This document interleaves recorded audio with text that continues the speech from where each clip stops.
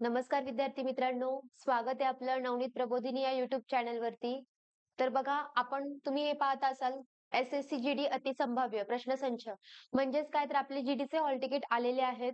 तुमचा अभ्यासही सगळा झालेला असेल. एक्झाम्स आता चालू होतील. तुमचा अभ्यासही सगळा झालेला असेल. परंतु तुमच्या अभ्यासाला एक रिव्हिजनचं स्वरूप हवं व्हावं किंवा एक तुमची रिव्हिजन होऊन जावी. तुमचा जो अभ्यास झालाय त्या अभ्यासावरून तुमची एक रिव्हिजन होऊन जावी म्हणून आपण काय केलेलं आहे, तर एस-एस-सी जी-डीसाठी अतिसंभाव्य प्रश्नसंच चालू केलेला आहे. म्हणजे जी-डीला प्रश्न जे येतात त्या किंवा याआधी जे प्रश्न येऊन गेलेले त्यांना अनुसरून आपण हा प्रश्नसंच बनवलेला आहे आणि याचा तुम्हाला नक्कीच पुढील परीक्षेमध्ये त्याचा नक्कीच फायदा होईल. बघा आता आपण काय घेतलंय? बघा, पहिला प्रश्न करूयात आता सुरुवात. पहिला प्रश्न काय आहे? भारतातील कोणत्या राज्यावरून कर्कवृत्त गेलेले आहेत? कोणतं वृत्त, तर कर्कवृत्त गेलेले. ठीक आहे. तर बघा, पहिला ऑप्शन गुजरात, मध्य प्रदेश, पश्चिम बंगाल, मणिपूर. दुसरा ऑप्शन गुजरात, मध्य प्रदेश, पश्चिम बंगाल, मेघालय. तिसरा ऑप्शन गुजरात, मध्य प्रदेश, पश्चिम बंगाल आणि मिझोराम.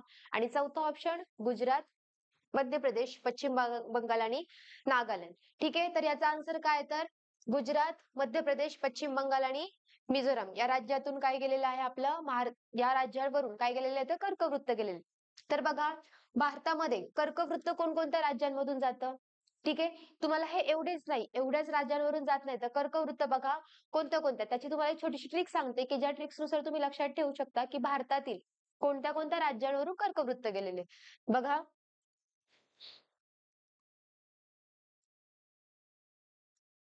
गरम,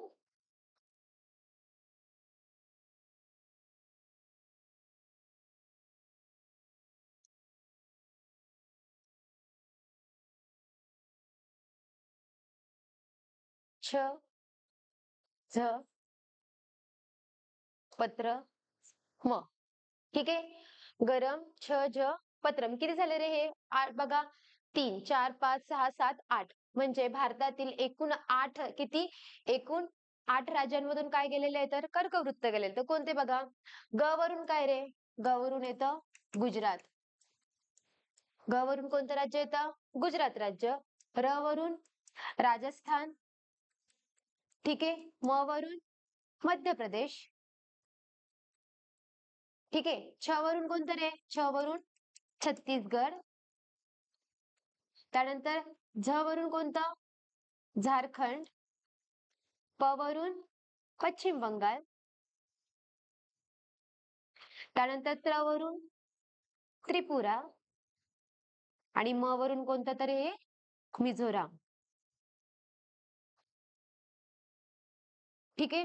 बघा, जीडीची एक्झाम जरी यावेळी आपण आपल्या आपल्या मातृभाषेतून देऊ शकतो, म्हणजेच आपल्या प्रादेशिक भाषा जी आहे आपली, आपण मराठीतून ही एक्झाम देऊ शकतो. परंतु तुम्हाला त्याच्यावरती येणारे हे जे काही प्रश्न आहेत ते तुम्हाला फक्त महाराष्ट्राच्या लेवलवरती येणार नाहीत. तर तुम्हाला त्या प्रश्नांचं स्वरूप कसं असणार आहे, ते तुम्हाला महाराष्ट्राचा सुद्धा अभ्यास करावा लागणार. भारतीय लेवलचा म्हणजे भारताचा सुद्धा असणार त्याच्यामध्ये आणि जागतिक लेवलचे सुद्धा तुम्हाला प्रश्न असणार आहे. त्या दृष्टीने तुमचा अभ्यास झालेलाच असेल. त्याच्यामुळे आपण हा प्रश्न घेतलाय की भारतातील कोणत्या राज्यावरून कर्कवृत्त जाते. ठीक आहे. तुमची रिव्हिजन व्हावी आणि परीक्षेच्या येत्या काळामध्ये तुमच्या ह्या गोष्टी लक्षात राहाव्या म्हणून छोटीशी ट्रिक आहे.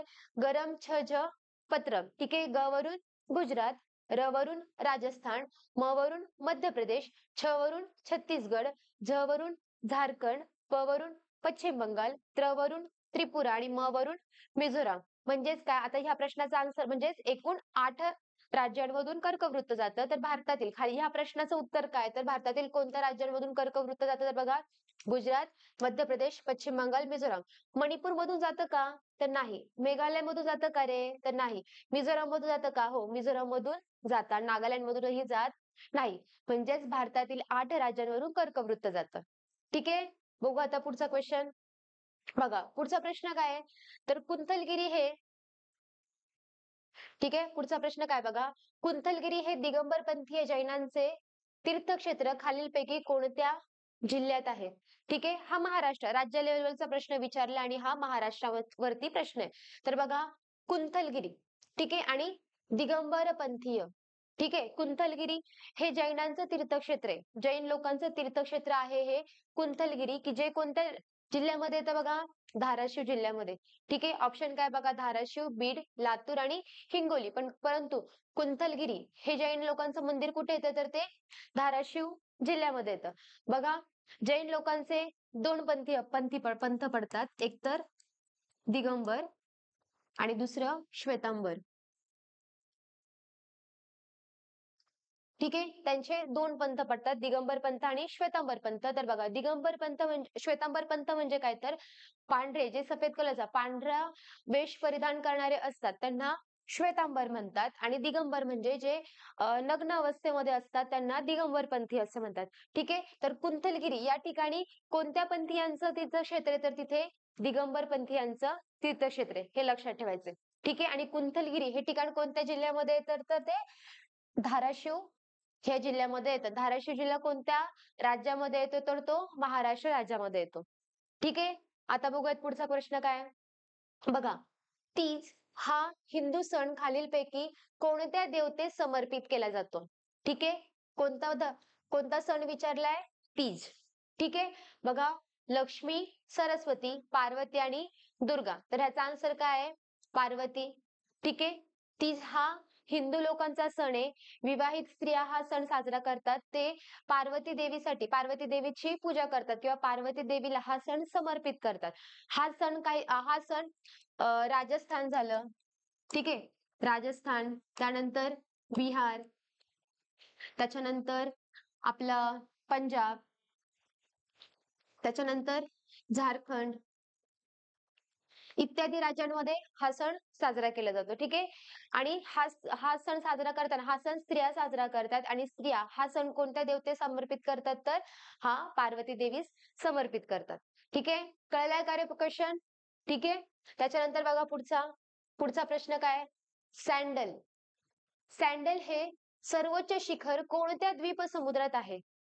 ठीक आहे, सँडल शिखर विचारलं आपल्याला. सँडल शिखर हे कोणत्या द्वीपसमुद्रात आहे? ठीक आहे, बघा, कच्छ, पश्चिम घाट, अंदमान निकोबार आणि लक्षद्वीप. तर ह्याचा आन्सर काय बघा, अंदमान निकोबार. म्हणजे सँडल शिखर हे कोणत्या बेटावरती येतं, तर ते अंदमान बेटावरती. अंदमान निकोबार ऑप्शन आन्सर आहे, पण खरं तर पाहिलं तर आपल्या पहिलं अंदमान येतं, त्याच्यानंतर निकोबार. मग आपलं हे जे सँडल शिखर आहे ते कुठे येतं रे, तर ते अंदमानवरती येतं. ठीक आहे, सँडल शिखर हे अंदमान बेटावरती येतं. अंदमान बेटाचे पण 3 पार्ट मध्ये विभाजन केलेले आहे, उत्तर अंदमान, मध्य अंदमान आणि दक्षिण अंदमान. तर सँडल हे सर्वोच्च शिखर हे उत्तर अंदमान मध्ये येतं. ठीक आहे, उत्तर अंदमान मध्ये. कळतंय? आणि सँडल शिखर हे अंदमान बेटावरचं सर्वोच्च शिखर किंवा सर्वात मोठं, अंदमान निकोबार ह्या दोन्ही बेटांचं जरी मिळून जरी म्हटलं तरी अंदमान निकोबार या दोन्ही बेटांवरचं सर्वोच्च शिखर कोणतं येतं, तर ते सँडल शिखर येतं. ठीक आहे, कळतंय? बघा आता पुढचा क्वेश्चन काय आहे? बघा, भगवा ही कोणती? भगवा. भगवा ही कोणत्या पिकाची बहुचर्चित जात आहे? ठीक आहे, कृषीवरती प्रश्न विचारला गेलेला आहे. म्हणजेच काय, आपल्याला इथे वेगवेगळ्या पिकांचे किंवा आता जे काही काही पिकं असतात बघा, की जे पिकं कोणत्या ना कोणत्या गोष्टीमुळे चर्चेत आलेले असतात. एक तर त्यांचं उत्पन्न झालेलं असतं किंवा उत्पन्न कमी झालेलं असतं. त्या दृष्टीने जर अभ्यास केला तर त्या पिकांवरचे तुम्हाला प्रश्न विचारले जातात. तर इथं प्रश्न कसा विचारलाय, तर बघा, भगवा ही जात कोणत्या पिकाची आहे, तर बघा ऑप्शनला काय काय, पेरू, चिकू, द्राक्ष आणि डाळिंब. तर भगवा ही पिकाची जात जात कोणत्या पिकाची आहे रे? ही जात डाळिंबची आहे. ठीक आहे, आता पुढे तुम्हाला अभ्यास करताना असं करायचंय, की आता बघायचं भारतामध्ये चर्चेत आलेले अन्नधान्य किंवा चर्चेत आलेली पीक कोणते? ठीक आहे, आपलं 2023 हे वर्ष भरड धान्य वर्ष म्हणून घोषित केलं होतं. तर त्याच्यामध्ये सर्च करायचं, तुम्हाला आता हा अभ्यास आहे तुमच्या पुढच्या परीक्षेसाठी. तुमची एक रिव्हिजनही व्हावी म्हणून. सर्च करायचं, त्या भरड धान्य वर्षामध्ये कोणतं पिकाचं उत्पादन जास्त झालंय किंवा कोणतं कमी झालंय किंवा कोणत्या पिकासाठी काही वेगळे नवीन तंत्रज्ञान वापरले का? ते पिके सर्च करायची, त्या पिकांची जात बघायची, त्या पिकांवरचा संपूर्ण अभ्यास बघायचा. ठीक आहे, पुढील परीक्षेमध्ये बघा तुम्हाला नक्कीच 100% या सगळ्या गोष्टींचा फायदा होणारच आहे. ठीक आहे, बघा आता पुढचा प्रश्न काय आहे? 1839 साली काम सुरू झालेला ग्रँड ट्रक रोड कोणत्या दोन शहरांना जोडतो? ठीक आहे, खूप महत्वाचा रोड आहे. कोणता? Grand truck road. बघा ऑप्शन काय आहे? ढाका ते पटना, दिल्ली ते जबलपूर, ढाका ते कलकत्ता आणि कलकत्ता ते दिल्ली. तर ग्रँड ट्रंक रोड हा कोणत्या दोन मार्गांना जोडतो रे? तर कलकत्ता ते दिल्ली. ठीक आहे. ग्रँड ट्रंक आता कलकत्ता ते दिल्ली ह्या दोन मार्गांवरती जोडण्यात यावा. ठीक आहे. ह्याचं काम कोणी केलं होतं तर बघा, शेरशाह सुरी.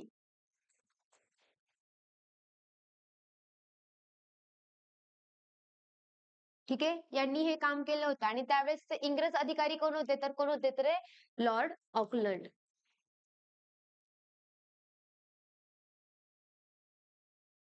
ठीक आहे. म्हणजे कुठूनही कसाही प्रश्न विचारू द्या. तुम्हाला जर पुढे जाऊन प्रश्न जरी विचारला ना, की आता हा क्वेश्चन हा आधीही प्रश्न विचारला गेलेला आहे. हा पी-वाय-क्यू मधून क्वेश्चन घेतलेला आहे. तुम्हाला जरी विचारलं, की ग्रँड ट्रंक रोड किंवा ग्रँड ट्रंक रोडचे काम कधी पूर्ण झाले किंवा कधी सुरू झालं तर कधी रे? 1839 ला. ठीक आहे. त्यावेळेस ब्रिटिश अधिकारी कोण होता? तर कोणते होते? तर लॉर्ड ऑकलंड होते. ठीक आहे. प्रश्न कोणत्याही बाजूने विचारू द्या. आपण एक गोष्ट अभ्यास करताना पी-वाय-क्यूचा आपण सराव करतो म्हणजे काय करतो रे? तर बघा एखादा प्रश्न घेतला, त्या प्रश्नाच्या रिलेटेड काय-काय माहिती आपल्याला अजून कुठून-कुठून माहिती मिळेल ना, ती सगळी बघायची. म्हणजे काय होतं, तो प्रश्न त्याच्या रिलेटेड राहिलेले बाकीचे जे काही भाग आहे, तो सगळ्या गोष्टींची आपली रिव्हिजन होते. तो सगळा भाग एकदा आपल्या डोळ्याखालून जातो. जर चुकून जर परीक्षेला तो प्रश्न आला, तर आपल्याला ते पटकन टॅकल होतं, पटकन लक्षात येतं, की बाबा मी ह्याचा आन्सर वाचलं होतं. ठीक आहे. बघा आता पुढचं काय? पुढचा 1800 1889 साली मुंबई येथे 1889 साली मुंबई येथे भरलेल्या राष्ट्रीय सभेच्या 5व्या अधिवेशनाचे अध्यक्षपद कोणी भूषविले? कितव्या विचारले रे? तर 5व्या. 5व्या अधिवेशन कोणाचं? तर राष्ट्रीय काँग्रेसचं. ठीक आहे. तर बघा sir William Wedderburn, Surendranath Banerjee, Anand Mohan Bose आणि यांपैकी नाही. तर याचा आन्सर काय आहे? Sir William Wedderburn. म्हणजेच काय रे?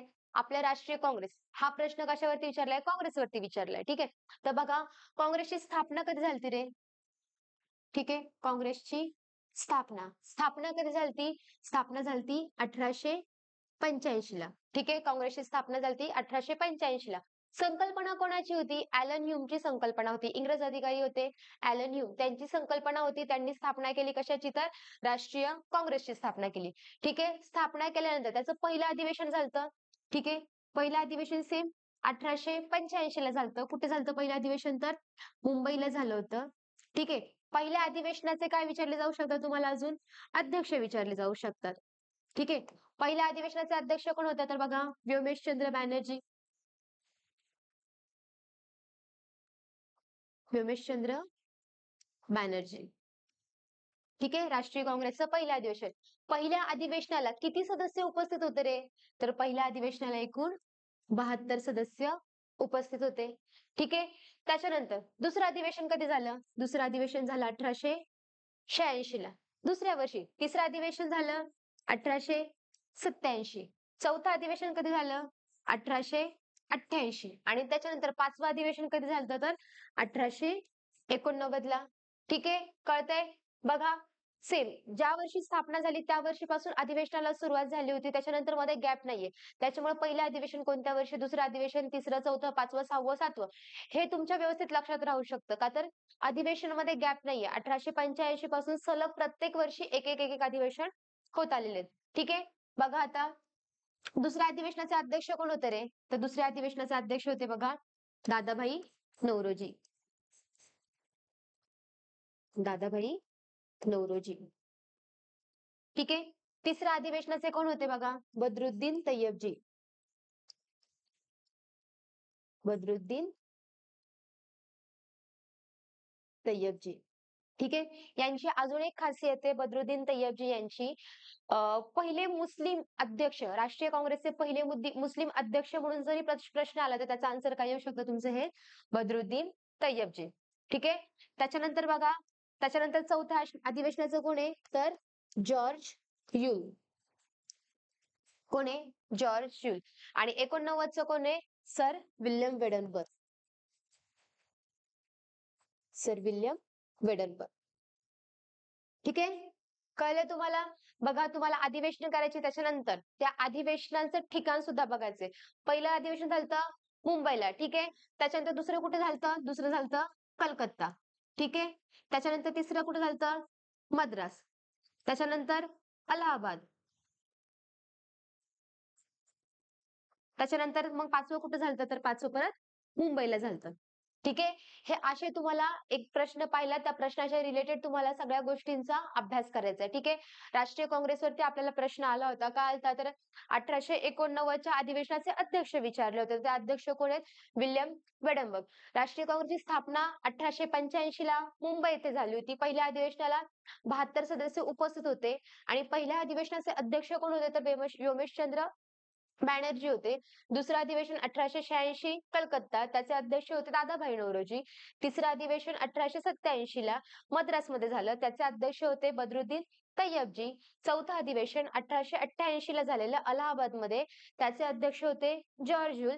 आणि त्यानंतर 5वं अधिवेशन 1889 ला झालं, त्याचे अध्यक्ष होते बद्रुद्दीन तय्यबजी आणि ते झालं मुंबईमध्ये. ठीक आहे. ज्या मेन गोष्टी आहे तुम्ही पहिले 5 जरी लक्षात ठेवले, त्यांचं वर्ष, त्यांचे अध्यक्ष आणि त्यांचं ठिकाण, तरी हे पुरेसे. ठीक आहे. आणि संकल्पना कोणाची होती तर ती संकल्पना कोणाची होती? ॲलन ह्यूम यांची होती. ॲलन ह्यूम हे नाव सुद्धा फार महत्वाचे. ठीक आहे. आता बघूयात पुढचा प्रश्न. बघा, पुढचा प्रश्न काय रे? बल बरोबर म्हणजे तुम्हाला बल म्हणजे काय हे विचारले. ठीक आहे. एक सूत्र तुम्हाला विचारले तर बल बरोबर द्रव्यमान गुणिले आयतन. त्याच्यानंतर दुसरं ऑप्शन द्रव्यमान गुणिले त्वरण. तिसरा द्रव्यमान गुणिले दाब आणि चौथा द्रव्यमान गुणिले वेग. तर बल बरोबर काय रे? द्रव्यमान गुणिले त्वरण. ठीक आहे. त्याच्यानंतर बघा पुढचा क्वेश्चन काय आहे? कार्बोक्सिलिक अम्लाच्या सोडियम आणि पोटॅशियमच्या क्षाराला डॅश डॅश असे म्हणतात. म्हणजे कार्बोक्सिलिक जे ऍसिड आहे, कार्बोक्सिलिक ऍसिड का किंवा कार्बोक्सिलिक अम्लामध्ये असणारं सोडियम आणि पोटॅशियम यांच्या क्षाराला काय म्हणतात रे? तर त्यांच्या क्षाराला बघा ऑप्शन काय आहे? साबण, ब्लिचिंग पावडर, बेकिंग सोडा, धुण्याचा सोडा. तर त्याचा आन्सर काय बघा? साबण. ठीक आहे. विज्ञानावरचे प्रश्न आहेत. आपल्याला जीडीला विज्ञानावरचे बरेचसे प्रश्न विचारले जातात. त्याच्यामुळे विज्ञान व्यवस्थित अभ्यासायचं आहे. तुम्हाला फिजिक्स वरचे सुद्धा बरेचशी उदाहरणं विचारली जातात. ठीक आहे. ती तुम्हाला सॉल्व्ह करायला लागतात. ते सुद्धा तुम्ही व्यवस्थित अभ्यासायचं आहे. त्याच्यानंतर बघा पुढचा प्रश्न काय आहे? भारताने डॅश डॅश येथे पहिली भूमिगत अणुचाचणी केली. ठीक आहे. आपला हा अणुचाचणीवरचा प्रश्न आलाय बघा. ऑप्शन काय? श्रीहरिकोटा, चांदीपूर, पोखरण आणि महेंद्रगिरी. तर कुठे केलेली रे पहिली अणुची चाचणी? पहिली अणुची चाचणी ही पोखरण येथे केली होती. ठीक आहे. तर बघा हे ज्यावेळेस आपल्या पंचवार्षिक योजना चालू होत्या त्या काळामध्ये ही पोखरण येथे अणुचाचणी केली होती. तर कितव्या पंचवार्षिक योजनेमध्ये केली होती तर बघा ही 4थ्या पंचवार्षिक योजनेमध्ये झाली होती. ठीक आहे. 4थी जी पंचवार्षिक योजना होती आपल्या भारताची पंचवार्षिक योजना. ठीक आहे. ह्या पंचवार्षिक योजनेच्या काळामध्ये जवाहरलाल नेहरू होते ज्यावेळेस आपले पंतप्रधान, त्यावेळी पंचवार्षिक योजनेला सुरुवात झाली. परंतु 4थी ज्यावेळेस पंचवार्षिक योजना झाली होती त्यावेळेस 4थ्या पंचवार्षिक योजनेच्या काळामध्ये भारताचे पंतप्रधान कोण होते रे? तर पंतप्रधान होत्या इंदिरा गांधी. ठीक आहे. इंदिरा गांधी या कोण होत्या? भारताच्या पंतप्रधान होत्या. ठीक आहे. 4थी पंचवार्षिक योजनेमध्ये. तर बघा पोखरण, आता हे पोखरण हे ठिकाण कुठे रे? पोखरण हे ठिकाण आहे राजस्थानमध्ये. ठीक आहे. राजस्थानमध्ये, राजस्थान राज्यामध्ये हे पोखरण हे ठिकाण आहे.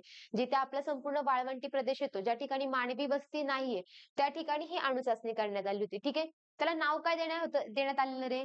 तर बघा त्याला नाव देण्यात आलं होतं आणि बुद्ध हसला. ठीक आहे. ह्या चाचणीला ते नाव देण्यात आलं होतं. ठीक आहे. बघा पोखरण येथे अणुचाचणी झाली होती. ठीक आहे. पहिली होती ती आणि पहिली भूमिगत अणुचाचणी होती. पोखरण हे ठिकाण राजस्थान राज्यामधले आणि ही अणुचाचणी 4थ्या पंचवार्षिक योजनेच्या काळामध्ये झाली होती आणि त्यावेळी भारताचे पंतप्रधान कोण होते तर इंदिरा गांधी होत्या. ठीक आहे. समजतंय का रे? बघा आता पुढे. बघा पुढचा प्रश्न काय? आंतरराष्ट्रीय ओझोन दिन कधी साजरा केला जातो? ठीक आहे. आंतरराष्ट्रीय ओझोन दिन आणि आंतरराष्ट्रीय स्तरावरचा प्रश्न प्रत्येक परीक्षा म्हणजे कोणतीही परीक्षा घ्या, पोलीस भरती घ्या, एमपीएससी घ्या, सरळ सेवा घ्या, जीडी घ्या, कोणतीही एक्झाम घ्या, एसएससी जीडी कसलीही एक्झाम घ्या, कोणत्या ना कोणत्या परीक्षेमध्ये हा प्रश्न येऊन गेलेलाच आहे. त्याच्यामुळे फार महत्वाचं आहे की आंतरराष्ट्रीय ओझोन दिवस, ओझोन दिन कधी साजरा करतात रे? 16 सप्टेंबर. ठीक आहे. ह्याच्यामध्ये अजिबात कन्फ्युज होऊन द्यायचं नाही. ऑप्शन पण बघा 16 September, 16 October, 10 November, 26 August. Confusion करणारेच ऑप्शन येतात. 16, 16, 26. तुम्ही हा एक वेळेस तुम्ही इलिमिनेट केला ना, इलिमिनेशननी तुम्ही हा तिसरा ऑप्शन सुद्धा इलिमिनेट करू शकता, पण राहिलेले ह्या ऑप्शन मध्ये तुमचं कन्फ्युजन होणारच आहे. त्याच्यामुळे तोंडपाठच करायचं की आंतरराष्ट्रीय ओझोन दिन कधी साजरा करतात रे? तर तो 16 सप्टेंबरला साजरा केला जातो.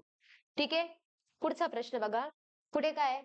नदीच्या भरती ओहोटीला काय म्हणतात जिथे गोड म्हणजेच ताजे व खारे पाणी मिसळले जाते? ठीक आहे. बघा, हा सपोज आपला समुद्र आहे. ठीक आहे.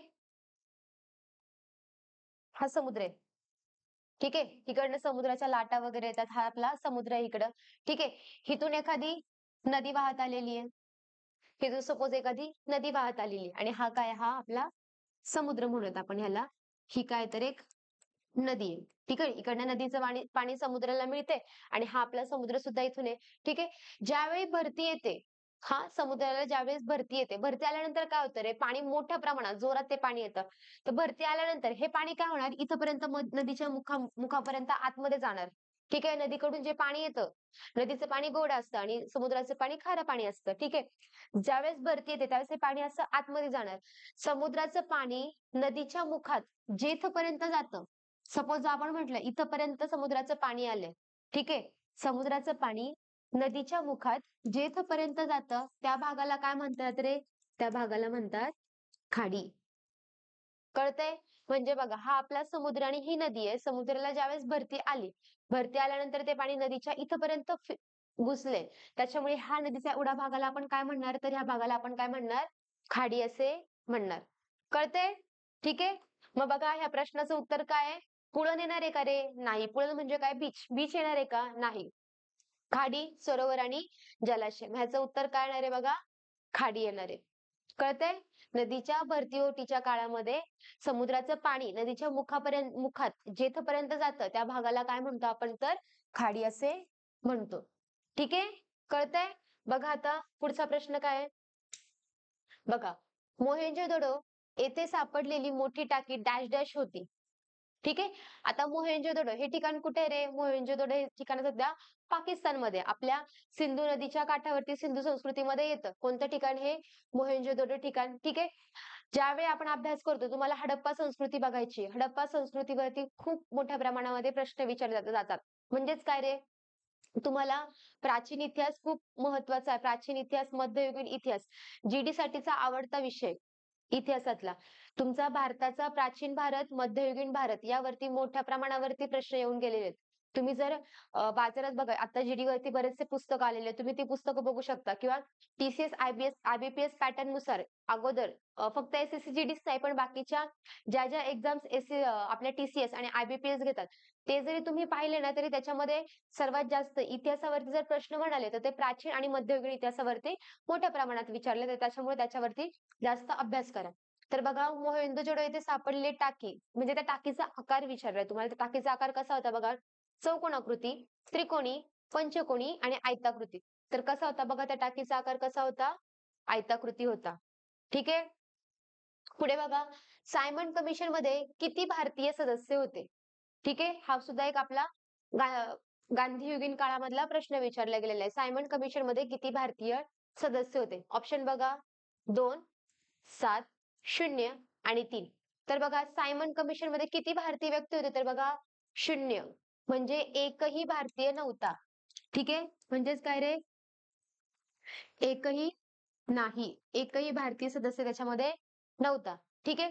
ह्या सायमन कमिशनमध्ये एकही भारतीय व्यक्ती नव्हता. त्याच्यामुळे ह्या सायमन कमिशनवरती काय केला होता? भारतीयांनी काय केलता? भारतीयांनी या सायमन कमिशनवरती बहिष्कार दिलता आणि कोणते नारे दिले होते तर? Simon go back. ठीक आहे. सायमन गो बॅकचे नारे दिले होते. ठीक आहे. हे इतिहासामध्ये तुम्ही सगळ्यांनी अभ्यासलंच असेल. पुन्हा एकदा त्या सगळ्या गोष्टींची रिव्हिजन करा. ठीक आहे. म्हणजे सायमन कमिशनमध्ये एकही भारतीय व्यक्ती नव्हता. त्या कारणामुळे असं नाही की भारतीय, परंतु त्यावेळेस राष्ट्रीय काँग्रेसची सत्ता होती, पण काँग्रेसचाही एकही सदस्य नव्हता. म्हणजे एकही भारतीय व्यक्ती नव्हता. त्याच्यामुळे काँग्रेसने काय केलं? ह्याच्यावरती बहिष्कार टाकला. ह्या कमिशनवरती बहिष्कार टाकला आणि त्यांनी सायमन गो बॅकचे नारे दिले होते. ठीक आहे. कळतंय? मग सायमन कमिशनमध्ये किती भारतीय सदस्य होते? तर सायमन कमिशनमध्ये एकही भारतीय व्यक्ती नव्हता किंवा एकही भारतीय सदस्य नव्हता. बघा आता पुढचा प्रश्न काय रे?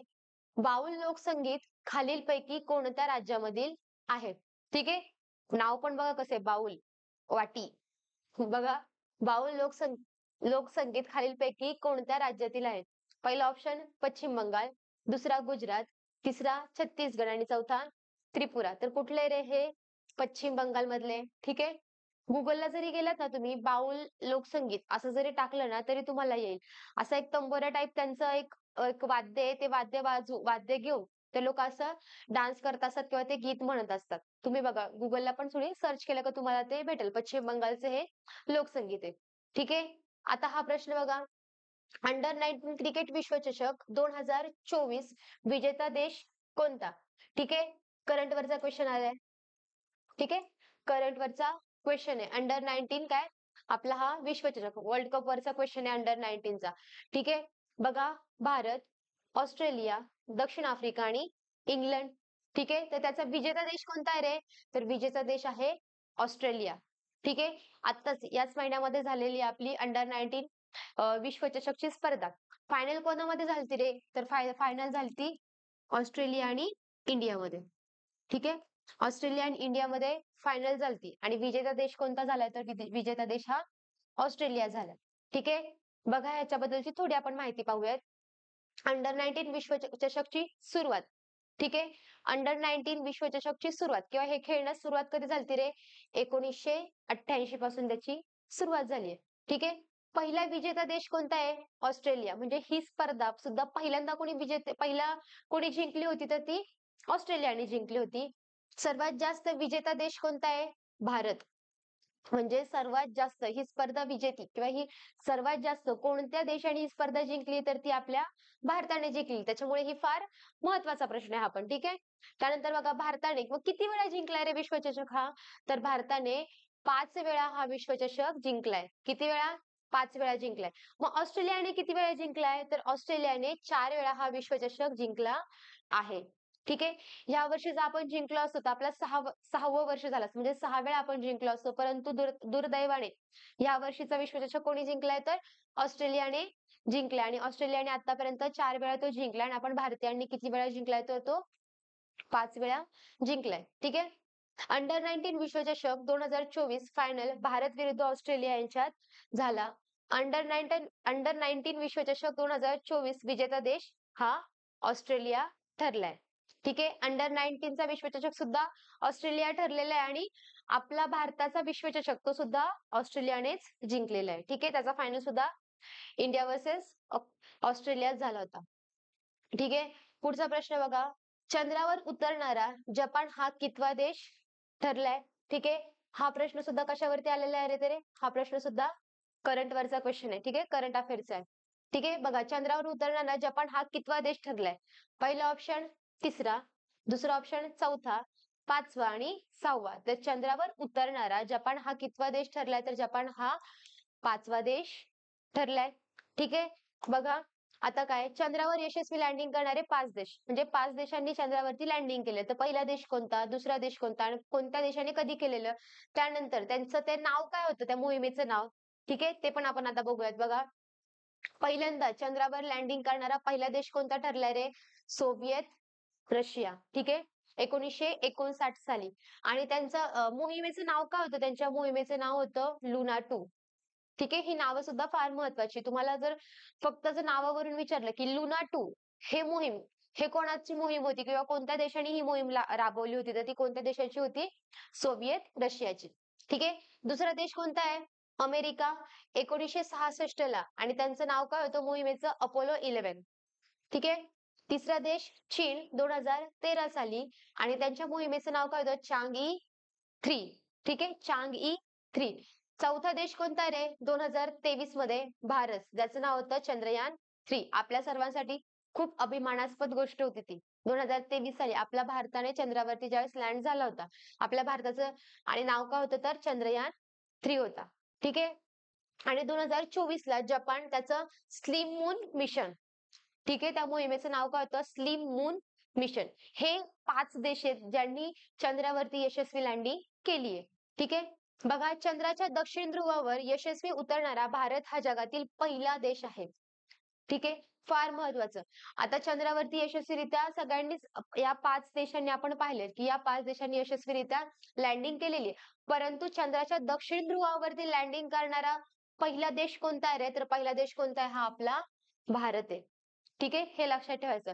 चंद्रावर उतरणारे देश किती आहेत? 5. परंतु चंद्राच्या दक्षिण ध्रुवावरती उतरणारा देश किती आहे? तर एकच, एकमेव आहे आणि तो आपला भारत देश आहे. ठीक आहे, ह्याच्यावरती प्रश्न विचारला जाऊ शकतो. त्याच्यानंतर बघा, खालीलपैकी कोणत्या राज्यात नुकताच समान नागरी कायदा लागू झाला? आत्ताचाच करंटचा क्वेश्चन आहे. ठीक आहे, हा सुद्धा कशावरती विचारला गेलेला आहे? करंट बेसवरचा क्वेश्चन विचारला गेलेला आहे की समान नागरी कायदा लागू करणारं राज्य कोणते? उत्तर प्रदेश, उत्तराखंड, झारखंड आणि गोवा. तर कोणी केला रे समान नागरी कायदा लागू? तर तो केलेला आहे उत्तराखंडने. ठीक आहे, उत्तराखंडमध्ये आत्ताच नव्याने समान नागरी कायदा लागू झालेला आहे. ठीक आहे, तर बघा, ठीक आहे, उत्तराखंडमध्ये समान नागरी कायदा लागू झालेला आहे. तर उत्तराखंडचे मुख्यमंत्री कोण आहेत रे? ठीक आहे, तुम्हाला विचारले जाऊ शकतात, मुख्यमंत्री विचारले जाऊ शकतात. ठीक आहे, एखादी गोष्ट आपण बघतोय तर त्याच्या रिलेटेड बाकीच्या गोष्टी सुद्धा आपल्याला बघायच्या आहेत. तर उत्तराखंडचे मुख्यमंत्री कोण आहेत? तर पुष्कर सिंग धामी. ठीक आहे, पुष्कर सिंग धामी. समान नागरी कायदा म्हणजे काय रे? हम्म, समान नागरी कायदा नावातच आहे बघा, समान नागरी कायदा म्हणजेच काय? ते सगळ्यांना समान हक्क. कोणतेही नागरिक असो त्यांना सगळ्यांना समान हक्क देण्यात येतील. आता जर तुम्ही उत्तराखंडचं पाहिलं, तुम्ही कुठेही सर्च करा, तुम्हाला थोडीशी माहिती भेटेल त्याच्यावरती. म्हणजे बघा, एखाद्या घरामध्ये जमिनीचा जर वाटा केला तर मुलगा आणि मुलगी यांना समान समान मध्ये ते विभागून देण्यात येईल. जरी त्याच्यानंतर बहुपत्नीत्वास नकार देण्यात आलेला आहे. ठीक आहे. लिव्ह इन मध्ये जरी राहायचं असेल, तरी तुम्हाला त्याची काय घ्यायला लागेल? मंजुरी घ्यावी लागेल किंवा तुम्हाला त्या प्रकारे तसं लिहून द्यावं लागेल, की लिव्ह इन मध्ये राहतोय. जर लिव्ह इन मध्ये राहत त्याच्यानंतर ह्या सगळ्या गोष्टी तुम्हाला अजून पण तुम्ही बऱ्याचशा गोष्टी समान नागरिक कायदा, समान नावातच आहे समान नागरिक कायदा, तुम्हाला सगळ्या समान. ठीक आहे. आणि त्याच्यानंतर भारत स्वातंत्र्यानंतर बघा, हा एक खूप महत्वाचा पॉइंट आहे. स्वातंत्र्यानंतर स्वातंत्र्यानंतर समान नागरी कायदा लागू करणारे पहिले राज्य कोणते? हा असाही पहिला प्रश्न विचारला जाऊ शकतो. स्वातंत्र्यानंतर समान नागरी कायदा लागू करणारे पहिले राज्य कोणते? तर ते आहे उत्तराखंड. ठीक आहे. ब्रिटिशांच्या काळात ज्यावेळेस ब्रिटिश होते त्यावेळेस आपल्या गोवा ह्या राज्यामध्ये सुद्धा समान नागरी कायदा लागू केलेला. परंतु स्वातंत्र्यानंतर समान नागरी कायदा लागू करणारे पहिले राज्य कोणते विचारलं तर ते कोणते घ्यायचं? तर उत्तराखंड. ठीक आहे, कळतंय? बघा आता पुढचा प्रश्न काय आपला? अयोध्येतील प्रभू श्रीरामांच्या मूर्तीचे शिल्पकार कोण? ठीक आहे, 22 जानेवारीला. किती रे? 22 जानेवारीला. 22 जानेवारीला अयोध्या या ठिकाणी उत्तर प्रदेश राज्यामध्ये प्रभू श्रीरामांची काय केलेली आहे? मूर्ती स्थापन केलेली आहे. खूप वर्षापासून या गोष्टीवरून वाद चालला होता आणि फायनली त्या ठिकाणी आपले प्रभू श्रीरामांची मूर्ती ही स्थापन झालेली आहे. तर त्याचे शिल्पकार कोण होते? जी मूर्ती स्थापन केलेली आहे त्या मूर्तीचे शिल्पकार कोण होते? ती मूर्ती कोणी बनवली आहे? तर बघा, अरुण योगीराज, केशव आरती, कृष्णा योगीराज, लक्ष्मण योगीराज. तर त्याचे कोण आहे बघा? अरुण योगीराज. अरुण योगीराज यांनी काय केलेले आहे? त्याचे हे त्या मूर्तीचे शिल्पकार आहेत. त्यांनी ती मूर्ती बनवलेली आहे. कोणती? तर अयोध्यामध्ये असणारी श्री रामांची मूर्ती. बघा त्याबद्दलची आता थोडीशी माहिती घेऊयात आपण. अयोध्या या ठिकाणी श्रीराम मंदिर बनवण्यात आले आहे. ठीक आहे. आणि अयोध्या हे ठिकाण उत्तर प्रदेश या राज्यात असून शरयू शरयू नदी काठावर वसलेले आहे. आपल्याला परीक्षेच्या दृष्टीने फार महत्वाचे आहे. तुम्हाला प्रश्न कसाही विचारला जाऊ शकतो, कुठूनही विचारला जाऊ शकतो. आता प्रश्न विचारला गेलेला आहे की प्रभू श्रीरामांच्या मूर्तीचे शिल्पकार कोण आहे? तुम्हाला असे विचारलं जाऊ शकतं की अयोध्या हे ठिकाण कोणत्या राज्यामध्ये आहे? किंवा पुढचा प्रश्न विचारला जाऊ शकतो की अयोध्या हे ठिकाण कोणत्या नदीच्या काठावर वसलेले? असंही विचारलं जाऊ शकतो. प्रश्न कुठूनही कसाही विचारला जाऊ शकतो, परंतु आपण स्वतः तयार असलो पाहिजे त्या प्रश्नाचं उत्तर देण्यासाठी. ठीक आहे. पुढे बघा, अयोध्या मंदिराचे भूमिपूजन. ठीक आहे. भूमिपूजन कधी झाले रे? 2 ऑगस्ट 2020 ला. 2 ऑगस्ट 2020. 2020 साली अयोध्या मंदिराचं भूमिपूजन झालं होतं आणि 2024 साली त्याचं काय झालेलं? त्याचं उद्घाटन झालंय. ठीक आहे. अयोध्या राम मंदिराची उंची 161 फूट आहे. मंदिराची उंची, अयोध्या येथील राम मंदिराची उंची किती? असा प्रश्न विचारला जाऊ शकतो. तर त्या मंदिराची उंची किती आहे? तर ती 161 फूट आहे. ठीक आहे. त्यानंतर अयोध्या येथे प्रभू श्रीरामांची मूर्ती 22 जानेवारी 2024 रोजी स्थापन करण्यात आली होती.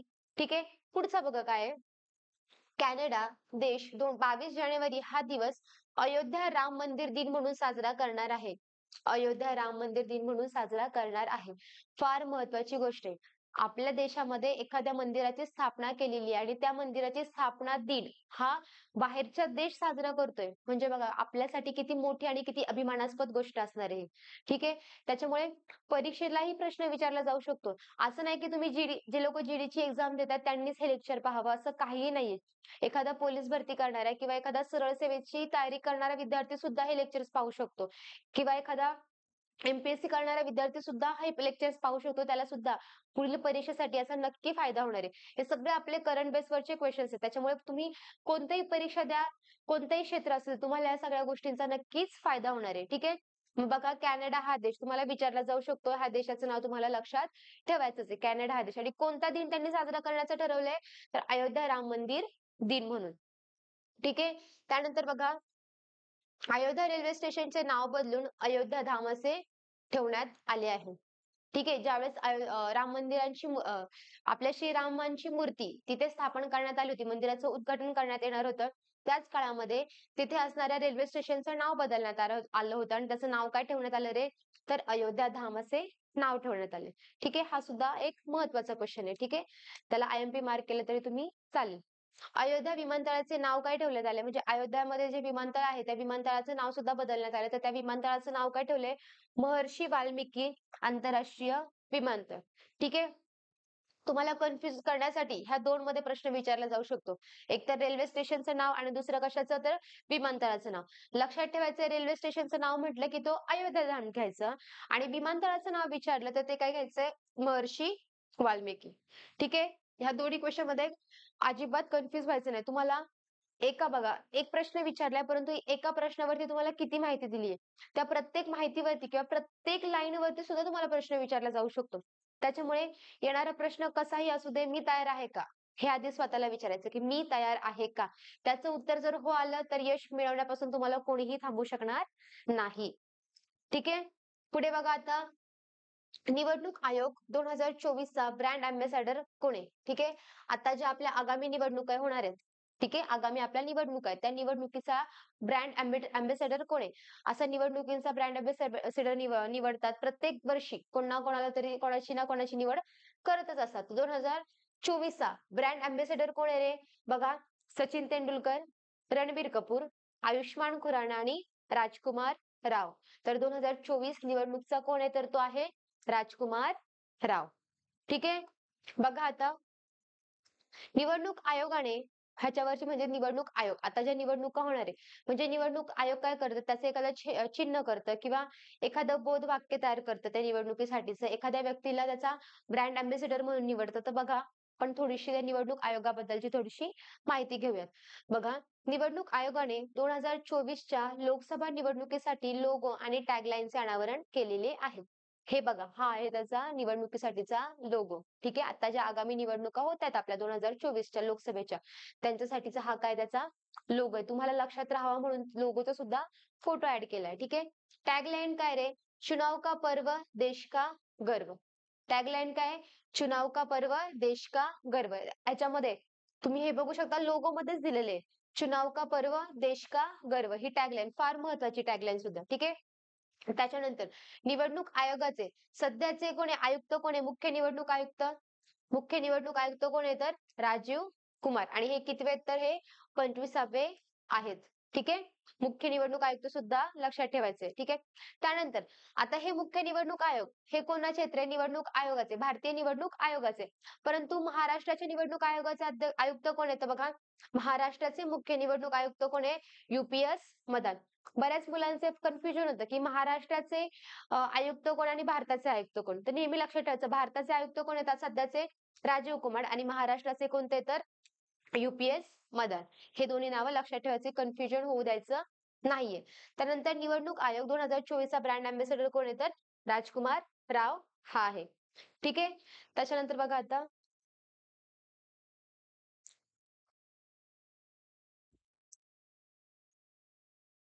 बघा पुढचा प्रश्न काय तर पुढचा प्रश्न काय नुकत्याच नुकत्याच भारतरत्न पुरस्कार जाहीर झालेले कर्पूरी ठाकूर यांना कोणत्या टोपण नावाने ओळखले जाते? म्हणजे आता आपण पाहिलं की भारतामध्ये 5 जणांना प्रथमच असं झालं इतिहासामध्ये की 5 जणांना भारतरत्न पुरस्कार देण्यात आलेला आहे.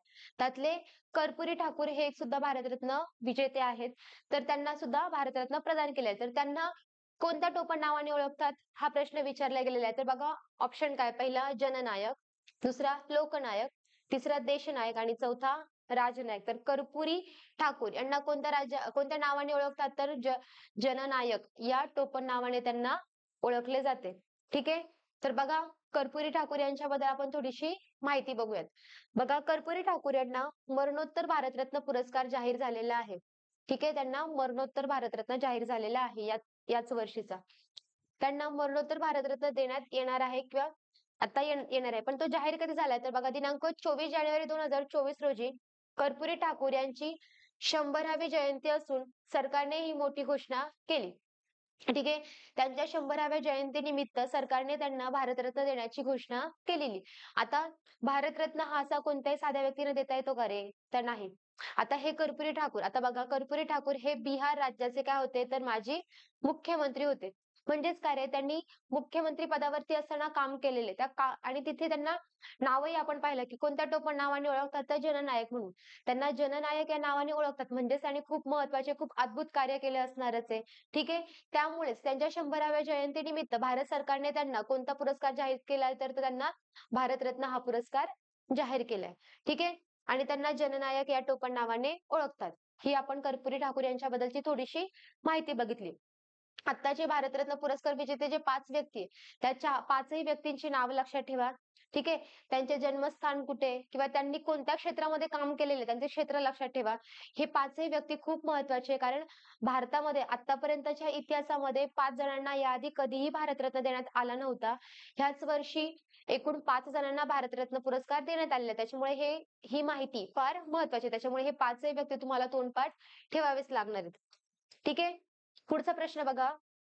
सीआरपीएफचे नवीन महासंचालक म्हणून कोणाची नियुक्ती करण्यात आली आहे? ठीक आहे. ज्या वर्षी आपण परीक्षा देतो त्या परीक्षेसाठी आता हे प्रश्न आपण जे बघतोय हे पोलीस भरतीच्या विद्यार्थ्यांसाठी सुद्धा आहे. नाव जरी दिलं असेल की एसएससी-जीडीचा अतिसंभाव्य प्रश्नसंच, परंतु पोलीस भरतीच्या मुलांसाठी सुद्धा हे अतिसंभाव्य प्रश्न आहेत. त्याच्यामुळे त्या मुलांनी सुद्धा व्यवस्थित या प्रश्नांचा व्यवस्थित अभ्यास करा. ठीक आहे. आणि ज्या वर्षी आपण परीक्षा देतो त्या वर्षीचे बघा ज्या काही बदल्या होतात किंवा जे काही नवनियुक्त अध्यक्ष होतात, संचालक होतात, आयुक्त होतात, ह्या सगळ्यांची नावं तुम्हाला पाठ करावीच लागतात. परीक्षेला ते प्रश्न जास्त प्रमाणात किंवा मोठ्या प्रमाणामध्ये विचारले जातात. तर आता इथं प्रश्न कोणता विचारलाय? सीआरपीएफचे नवीन महासंचालक म्हणून कोणाची नियुक्ती करण्यात आली आहे? ठीक आहे. तर बघा राहुल राहुल रजगोत्रा, नीना सिंग, रश्मी शुक्ला आणि अनीश दयाल. तर सीआरपीएफचे नवीन महासंचालक कोण आहेत रे? तर ते अनीश दयाल आहेत. ठीक आहे. ह्या सगळ्यांची कुठे ना कुठेतरी तुम्हाला दिसेलच. कोणत्या ना कोणत्या क्षेत्रामध्ये त्यांची महत्त्वाची नाव आहेत ह्या सगळ्यांचीच. परंतु त्या नावांमध्ये कन्फ्युजन व्हायचं नाही. तुम्ही जरी जर तुम्ही अभ्यासाला घेतले, तर तुम्हाला बऱ्याच ठिकाणी दिसेल की नवनियुक्त महासंचालक आलेले आहेत किंवा नवीन आयुक्त आलेले आहेत. ह्या सगळ्यांची नावं तुम्हाला एकदम पाठ करणं, तुम्ही जर पाठ करायला बसला तर तुमचं कन्फ्युजन होणार आहे. तर कन्फ्युजन होऊन न देता आपला व्यवस्थित अभ्यास करायचा आहे. ठीक आहे. नेहमी रिव्हिजन करताना एक गोष्ट लक्षात ठेवायची. आता हा तुमचा रिव्हिजनचा काळ आहे. अभ्यास करायची ही वेळ आता नाहीये. तुमची आता एक्झामचं टाइम टेबल आलेलं आहे. टाइम टेबल काय तुम्हाला तुमचे हॉल तिकीट सुद्धा मिळालेले आहेत. त्याच्यामुळे आता ही अभ्यास करण्याची वेळ नाहीये. तर आता ही तुम्हाला रिव्हिजनची वेळ. जेवढे तुम्हाला क्वेश्चन पेपर सॉल्व्ह करता येतील तेवढे क्वेश्चन पेपर सॉल्व्ह करा. क्वेश्चन पेपर सॉल्व्ह केल्यानंतर त्या प्रत्येक प्रश्नाचे अनालिसिस करा. ठीक आहे. आपला प्रश्न कोणता चुकलाय? चुकलेल्या प्रश्नांचं व्यवस्थित अनालिसिस करा. त्यांचं उत्तर काय ते चेक करा. आता बघा अनालिसिस करणं म्हणजे काय रे? अनालिसिस करणं म्हणजे फक्त माझा हा प्रश्न चुकलाय त्याचं हे उत्तर आहे. असं असतं का? तर नाही. आता जे आपण पाहिलं बघा, एखादा प्रश्न घ्यायचा, त्या प्रश्नाचं उत्तर बघायचं, त्या प्रश्नाचे ऑप्शन बघायचे, त्या प्रश्नाच्या रिलेटेड तुम्हाला अजून दुसरी काही माहिती मिळतीये का? ते बघायचं. ऑप्शन्स चेक करायचे. ऑप्शन्स टाकले तर ऑप्शनचं सुद्धा काही ना काहीतरी महत्त्व असू शकतं. तर ऑप्शन रिलेटेड तुम्हाला अजून काही माहिती मिळते का? ते बघायचं. जेणेकरून काय होईल, एकतर तुमचा आता अभ्यास झालेलाच आहे. तुमची रिव्हिजन होईल. रिव्हिजन प्लस तुम्हाला अजून एक्स्ट्राची माहिती सुद्धा मिळेल. आता हा काळ रिव्हिजनचा आणि पेपर सॉल्व्ह करण्याचा आहे. आता हा काळ अभ्यासाचा नाहीये. त्यामुळे व्यवस्थित अभ्यास करा आणि तुम्हाला सांगते, की तुमचा स्वतःवरती जर विश्वास असेल, तुम्ही जर कॉन्फिडन्स ठेवला स्वतःवरती, की कोणीही काहीही बोलू दे, पण मला ही एक्झाम टॅकल करायची, मला ही एक्झाम पास व्हायचीच आहे, मला माझं स्वतःचं आणि माझ्या घरच्यांचं स्वप्न पूर्ण करायचंय. तर कुणीही जरी आलं ना तुमच्यामध्ये, कितीही मोठं वादळ येऊ दे, कितीही मोठे काटे येऊ दे, कितीही मोठे दगडगोटे येऊ दे, पण तुम्हाला तुमचं यश मिळवण्यापासून कोणीही अडवू शकणार नाहीये, हे लक्षात ठेवा. बघा आता पुढचा प्रश्न काय आहे? भारतातील खालीलपैकी कोणत्या शहरात Appleने आपले पहिले अधिकृत स्टोअर स्थापन केले आहे? Apple कंपनी, ठीक आहे. Appleचे जे फोन वापरतो आपण iPhones, ठीक आहे. त्याची अधिकृत कंपनी, त्याचं Appleचं स्टोअर आपल्या भारतामध्ये पहिल्यांदा स्थापन करण्यात आले. तर भारतामध्ये ते कुठे स्थापन करण्यात आले? हा प्रश्न विचारला जाऊ शकतो. करंटचाच क्वेश्चन आहे हा, ठीक आहे. बघा पहिला दिल्ली, दुसरा सुरत, तिसरा मुंबई आणि चौथा लखनौ. तर त्याचा आन्सर काय रे बघा? मुंबई. ठीक आहे. बरेच लोक त्याचा आन्सर सुरतही केले असेल आता. ठीक आहे. प्रश्न बघितल्यानंतर बऱ्याच जणांनी त्याचा आन्सर सुरतही सांगितला असेल. परंतु Apple स्टोअर हे कुठे सुरू झालेलं तर ते मुंबईमध्ये सुरू झालेलं आहे. ठीक आहे. बघा हे अशा प्रकारे त्याची रचना आहे. बीकेसी मध्ये मुंबईमधील बीकेसी या ठिकाणी हे Apple स्टोअर सुरू झालेलं आहे. ठीक आहे. पुढचा प्रश्न बघा काय आता? 59वा फिल्मफेअर पुरस्कार कोणत्या चित्रपटास मिळाला आहे?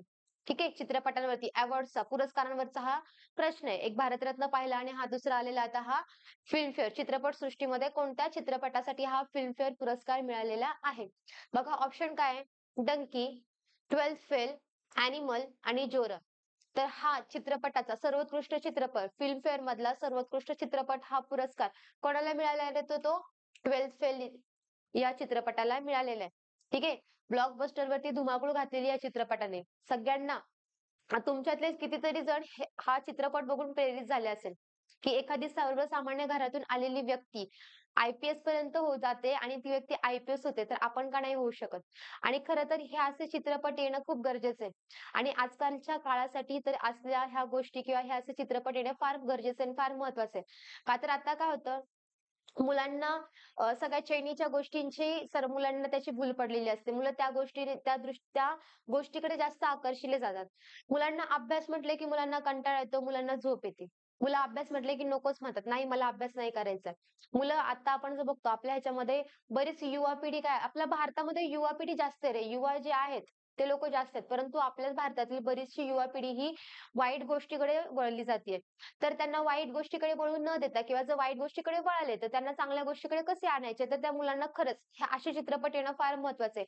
हा 12th फेल चित्रपट बघून तुमच्यातले खरं सांगते 10% तरी मुलांनी स्वतःला ते लोकं हा चित्रपट बघून इन्स्पायर झाले असेल, की मलाही काहीतरी करून दाखवायचंय, मीही काहीतरी करू शकतो. आणि खरंच तुम्ही एकमेकाला ठरवा, की जर ती व्यक्ती करू शकते, तर मी का नाही करू शकत? ठीक आहे. समोरचा व्यक्ती करतोय, त्याच्यामध्ये काहीतरी धमक आहे, त्याच्यामध्ये काहीतरी झलक आहे. ती माझ्यामध्ये पण असेल. प्रत्येकामध्ये काही ना काहीतरी वेगळेपणा असतो, पण तो वेगळेपणा आपल्याला शोधता आला पाहिजे. असं नाही की एखादी व्यक्ती खूप हुशार आहे किंवा पहिल्यापासूनच म्हणजे जसं आपण बघतो बघा, शाळेपासूनच ती व्यक्ती टॉपर होत आलेली आहे आणि आपण शाळेपासूनच बॅक बेंचर्स राहिलेलो आहे. ह्याचा अर्थ आपण आपण कसं यू करू शकतो? असं नाहीये. तुम्ही जर पाहिलं ना आत्ताच्या स्पर्धा परीक्षेच्या ह्याच्यामध्ये, तर टॉपर्स हे सगळे बॅक बेंचर्सच असतात. ज्या मुलाला सगळ्यांनी अंडर एस्टिमेट केलेलं असतं, ज्या मुलाला सगळ्यांनी पाण्यात पाहिलेलं असतं, तोच विद्यार्थी पुढे जाऊन काही ना काहीतरी अशी अद्भुत गोष्ट करत असतो. तुम्ही विचारही करू शकत नाही. 12th फेल बघा ना, 12वी नापास होऊनही जर एखादा व्यक्ती आय-पी-एस होऊ शकतो, तर आपण का नाही होऊ शकत? जरी कोणती एखादी व्यक्ती तुमचे मित्र असो, कोणा तुमचे रिलेटिव्ह असो, भाऊ असो, कोणीही असो, जर एखादी व्यक्ती जर एखाद्या वाईट वळणाला गेली असेल, आता आपण बघतो बरीचशी व्यक्ती धूम्रपान किंवा मद्यपान या ठिकाणी बरेच मुलं जात असतात. मुलांचं वयही तेवढं नसतं. 17-18 वर्षामध्येच मुलांना त्या सगळ्या गोष्टींची लत लागलेली असते. तुमच्यातले कोणी असेल ना खरंच त्यांना आत्ताची सद्यस्थिती जाणीव करून द्या. ह्या ज्या अशा व्यक्ती आहेत 12th फेल वगैरे पिक्चर किंवा त्या ज्या व्यक्ती आहेत तशा व्यक्तींशी त्यांची भेट करून द्या. त्यांच्या व्यक्तींचे अनुभव द्या. हे असे चित्रपट त्यांना बघायला द्या. काही नाही परंतु त्यांच्या स्वतःमध्ये थोडा तरी बदल होईल. नाही जरी बदल झाला ना, परंतु त्यांना स्वतःची तरी लाज वाटायला लागेल, की बाबा कोणती व्यक्ती काय करते आणि आपण काय करतोय. त्याच्यामुळे आत्ता समाजामध्ये सामाजिक जागृती घडण्यासाठी हे असे चित्रपट येणं फार गरजेचंच आहे. आणि ह्या चित्रपटाला कोणता पुरस्कार मिळाला तर 69वा फिल्मफेअर पुरस्कार मिळालेला आहे. ठीक आहे. पुढे बघा 25वा प्रश्न काय रे? मंजुषा चित्रकला कोणत्या राज्याची आहे? ठीक आहे. युनिक आहे. चित्रकलेचे प्रकार. ठीक आहे. जसं आपल्या ह्याच्यामध्ये वारली चित्रकला वगैरे असते, तशीच ही मंजुषा चित्रकला सुद्धा आहे. ठीक आहे. मग कोणत्या राज्यात येते रे ती? तर बघा ऑप्शन काय आहे? उत्तर प्रदेश, कर्नाटक, बिहार आणि महाराष्ट्र. तर कुठे येते बघा उत्तर काय त्याचं? बिहार राज्यामध्ये. म्हणजे मंजुषा चित्रकला ही कोणत्या राज्याची आहे? तर ती बिहार राज्याची आहे. ठीक आहे, बघा हे अशा प्रकारे त्याचं चित्र असतं. आपण जसं वारली चित्र बघतो बघा, आपलं वारली चित्र, ठीक आहे, त्याच प्रकारे हे असे, पण हे थोडंसं वेगळे, त्याच्यामुळे ह्याला बिहारमध्ये मंजुषा चित्रकला या नावाने ओळखतात. ठीक आहे, त्याच्यानंतर बघा आता पुढचा प्रश्न काय? पद्म पुरस्कार. ठीक आहे, बघा पद्म पुरस्कार दरवर्षी डॅश डॅश रोजी जाहीर करतात. ठीक आहे, जसा भारतरत्न दिला जातो तसा पद्म पुरस्कार दिले जातात आपल्या ह्याच्यामध्ये. तर पद्म पुरस्कार कोणत्या वर्षी कोणत्या दिवशी जाहीर करतात रे? तर बघा ऑप्शन प्रजासत्ताक दिन, स्वातंत्र्य दिन, हिंदी भाषा दिन आणि युवा दिन. तर कधी साजरे केले जातात? तर कधी घोषित केले जातात? तर ते प्रजासत्ताक दिनी. म्हणजे कधी रे? 26 जानेवारीला. ठीक आहे, 26 जानेवारीला काय केले जातात? तर हे पद्म पुरस्कार जाहीर केले जातात. ठीक आहे, मग बघा आता पहिले एक सांगते, भारतातला सर्वोच्च नागरी पुरस्कार असा प्रश्न विचारला. भारतातील सर्वोच्च नागरी पुरस्कार कोणता आहे? तर तो तर सर्वोच्च नागरी पुरस्कार कोणता आहे भारताचा? तर तो आहे भारतरत्न. ठीक आहे, सर्वोच्च नागरी पुरस्कार 1 नंबरचा. ठीक आहे, भारताचा दुसऱ्या नंबरचा सर्वोच्च नागरी पुरस्कार दुसरा कोणता आहे? तर दुसरा येतो पद्मविभूषण.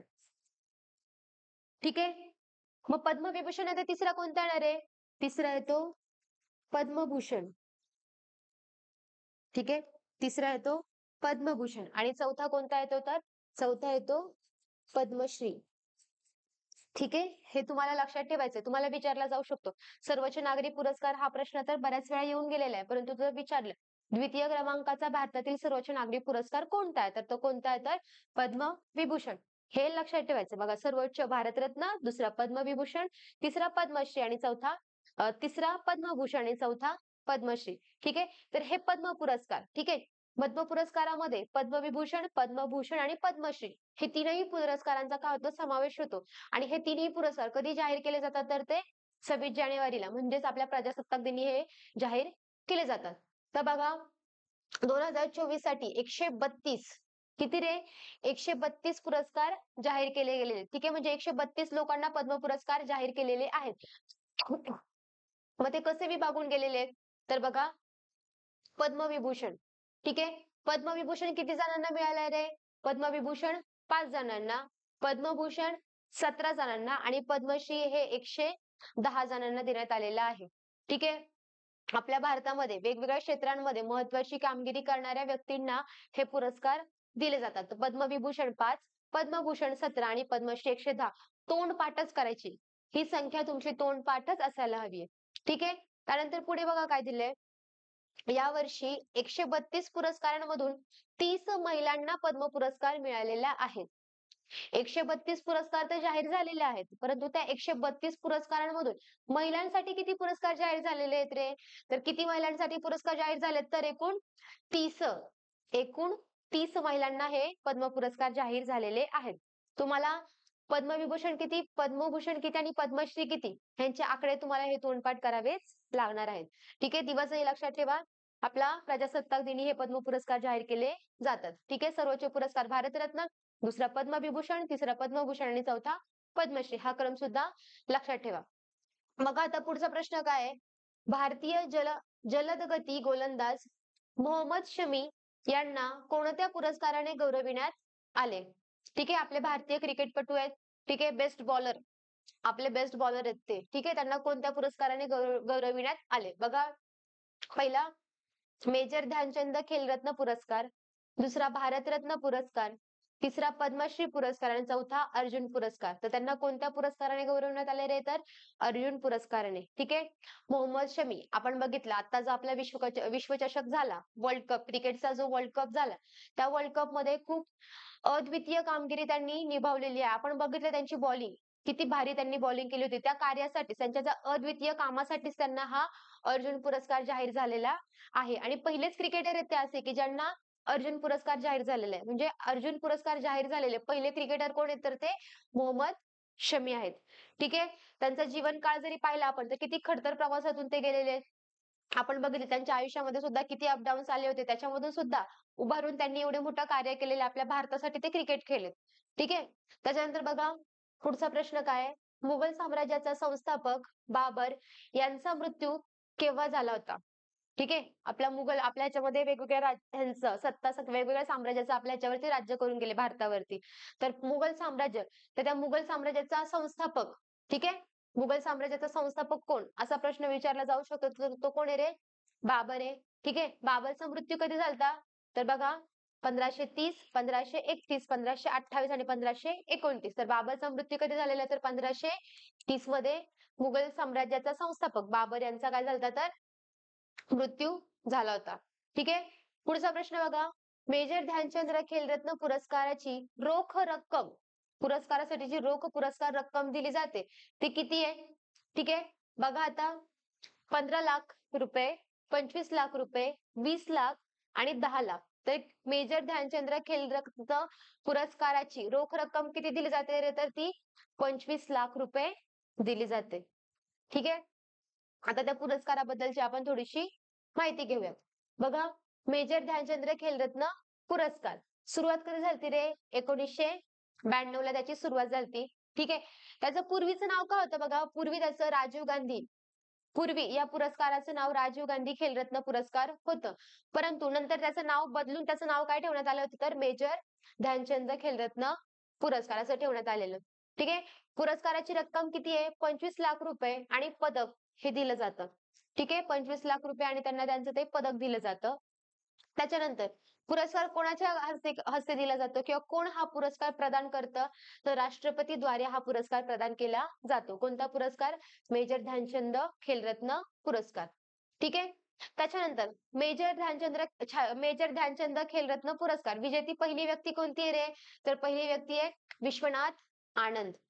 ठीक आहे. विश्वनाथ आनंद हे पहिले व्यक्ती की ज्यांना मेजर ध्यानचंद हा पुरस्कार मिळालेला आहे. ठीक आहे. त्याच्यानंतर बघा पुढे मेजर ध्यानचंद खेलरत्न पुरस्कार 2023 कोणाला जाहीर झालेला आहे? आत्ताच 2023 चा. कोणाला रे? रंकी रेड्डी, साईराज आणि चिराग शेट्टी. ठीक आहे. साईराज आणि चिराग शेट्टी या दोघांना मेजर ध्यानचंद खेलरत्न पुरस्कार जाहीर झालेला आहे. करंटचा जर अभ्यास केला तर करंट बेस मध्ये हा फार महत्वाचा क्वेश्चन आहे. तुम्हाला विचारला जाऊ शकतो. ठीक आहे. त्याच्यानंतर बघा आता शेवटचा प्रश्न काय? खालीलपैकी कोणता राजकीय पक्ष राष्ट्रीय पक्ष नाही? बघा आम आदमी पार्टी, भारतीय जनता पक्ष, राष्ट्रवादी काँग्रेस पक्ष आणि भारतीय राष्ट्रीय काँग्रेस. तर राष्ट्रवादी काँग्रेस पक्ष हा आता राजकीय राष्ट्रीय पक्ष म्हणून ह्याची मान्यता काढलेली, हा आता राष्ट्रीय पक्ष म्हणून राहिलेला नाहीये. आणि आप किंवा आम आदमी पार्टी ह्याला राष्ट्रीय पक्षाचा दर्जा देण्यात आलेला आहे. तर बघा 10 एप्रिल 2023 रोजी केंद्रीय निवडणूक आयोगाने आम आदमी पक्षाला राष्ट्रीय पक्षाचा पुरस्कार बहाल केला. तर दुसऱ्या बाजूला राष्ट्रवादी काँग्रेस पक्ष, तृणमूल काँग्रेस आणि कम्युनिस्ट पार्टी ऑफ इंडिया या 3 पक्षांचा राष्ट्रीय दर्जा काय केलेला आहे? तर काढून घेतलेला आहे. खूप महत्वाचा प्रश्न आहे, खूप महत्वाचा पार्ट आहे. ठीक आहे. 2023 साली आम आदमी पक्षाला त्यांनी खूप कमी वेळामध्ये त्यांचं खूप छान प्रकारे त्यांचं कार्य केलं आणि खूप कमी वेळामध्ये त्यांना राष्ट्रीय पक्षाचा दर्जा मिळालाय आम आदमी पक्षांना. तर तुम्हाला आम आदमीवरती तुम्हाला लक्षात ठेवायचं त्याची स्थापना कोणी केली? आम आदमीचे अध्यक्ष कोण आहेत?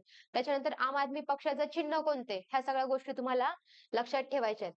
ठीक आहे.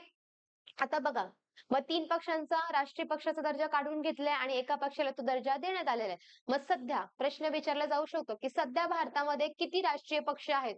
तर सध्या भारतात किती राष्ट्रीय पक्ष आहेत? तर सध्या भारतामध्ये 6 राष्ट्रीय पक्ष आहेत. तर ते कोणते कोणते? तर बघा बहुजन समाज पक्ष, भारतीय जनता पक्ष, कम्युनिस्ट पार्टी ऑफ इंडिया, त्याच्यानंतर मार्क्सिस्ट आहे, त्याच्यानंतर काँग्रेस आपला जो बघतो आपण राष्ट्रीय काँग्रेस, त्याच्यानंतर नॅशनल पीपल्स पार्टी आणि आम आदमी पक्ष. हे 6 पक्ष सध्या भारतामध्ये राष्ट्रीय पक्षाचा दर्जा ह्या 6 पक्षांना. ठीक आहे. बाकीचे सगळे पक्ष हे राजकीय किंवा प्रादेशिक दर्जाचे पक्ष म्हणून ओळखले जातात. ठीक आहे.